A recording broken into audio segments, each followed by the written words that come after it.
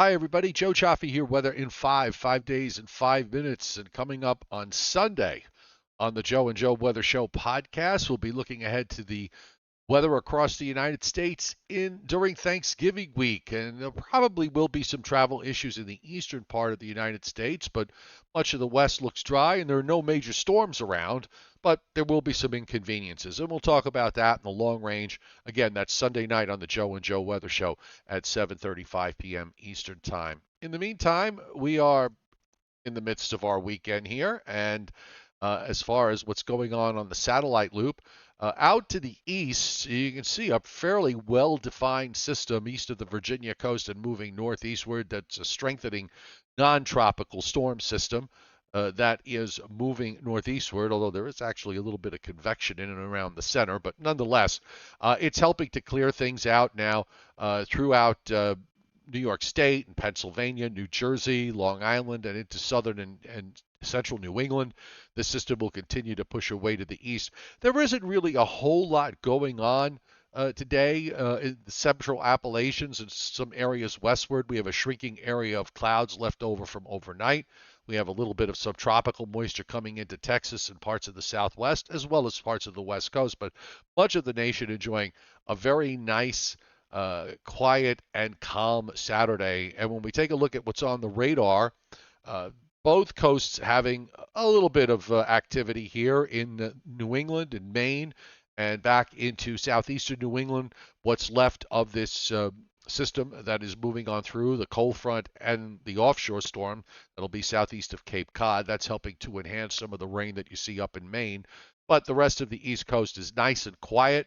We've got some showers and a few heavier patches here in parts of Arizona and into northwest New Mexico. And they're getting rain in California from Los Angeles to San Francisco northward, on up to the Oregon coast and all the way back into the Sierra Nevadas. Not too much going on at the moment up in Washington and Oregon. The weather prediction, folks, as far as rainfall is concerned going forward, now we do have a couple of systems in the east to talk about. The one that's going to impact the northeast and the northern mid-Atlantic states, showing an area of an inch and a half of rain plus. So that will be for later Tuesday night into Wednesday morning. We've got half an inch to three-quarters of an inch in the southeast, and that's kind of a combination between a system for Tuesday and possibly a second system for Wednesday night. Inch and a half plus rains for parts of Alabama and Mississippi. A large area of a half to three-quarters of an inch covering the rest of the Ohio and Tennessee Valley and the lower and middle Mississippi and Missouri valleys. And in the west, we have inch and a half plus amounts for the northern half of California and the Sierra Nevadas, northward on up into Washington State. And this forecast carries us through next Saturday morning, by the way. So it's a very general forecast of rainfall. Now, as far as snow is concerned, over the next 72 hours, we have some areas in the Rockies, the central and northern Rockies, the Sierra Nevadas, the Cascades in the west, where we have high probabilities of at least 2 inches. I'm just going to switch this over to 6 inches.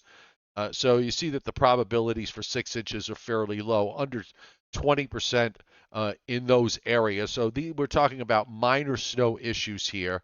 In the east, it's quiet. And this forecast takes us through Tuesday morning. There's some slightly elevated probabilities for a couple of inches, not much though, in northeastern New York and up into northern Vermont and New Hampshire and in northern Maine. But we're talking mostly 20% or less. Now, in the long range, WPC in their long range outlook, and we're going to just kind of set this up now for um, this is for Tuesday morning into Wednesday morning. The light green is a 10% to 30% chance for at least a few inches, covering the northern part of Pennsylvania and much of the middle and upper Hudson Valley. The darker greens of 30 to 50% for at least a few, and the blue areas are 50 to 70, and those are confined to northeastern New York, small little area in eastern Vermont, and in central New Hampshire, where you see that slightly higher elevated probability for at least 2 inches, and that's going to come again from that Tuesday system. So let's review what's happening here. Quite a bit has changed in terms of what the overall models are showing, and I think that has a lot to do with the tropical forcing that's been going on off the East Coast. We had a tropical system in the northern Caribbean that has fallen apart, but a lot of that moisture is getting entrained into that developing storm east of New Jersey. That pulls out.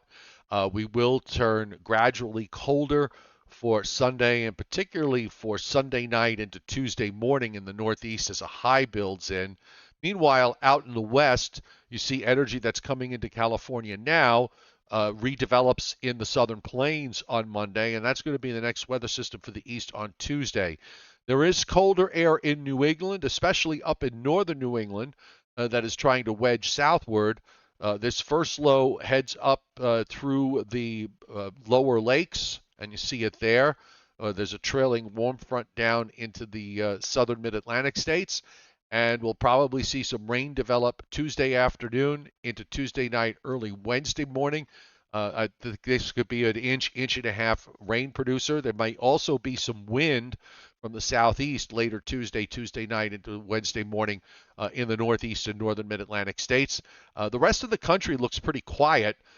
Some heavy weather also possible in the southeast, maybe a couple of rumbles of thunder with a cold front. Now, weather conditions will improve during the day Wednesday in the northeast and northern mid-Atlantic states. However, in the southeast, the southern end of that cold front is going to stall out temporarily, and we're going to get a second wave that develops and probably gets kicked out to the east-northeast. I don't think it's going to be a problem for the Northeast for later Wednesday night, and Thursday. Thanksgiving Day could be on the windy side in the morning if this verifies. And a cold day also, with temperatures probably no higher than the low to mid 40s. But I don't think we'll have an impact from that second system. And then looking ahead to next weekend, and Friday, big shopping day, much of the country dry except for some snow there in the Rockies. And then we might get a cold front approaching the East Coast late in the day on Sunday for the travel back from wherever you are going. So we're going to be talking all about this in great detail tomorrow night, Sunday night, on the Joe and Joe Weather Show, and that's going to be at 7:35 p.m. So have a great weekend, and we'll see you then.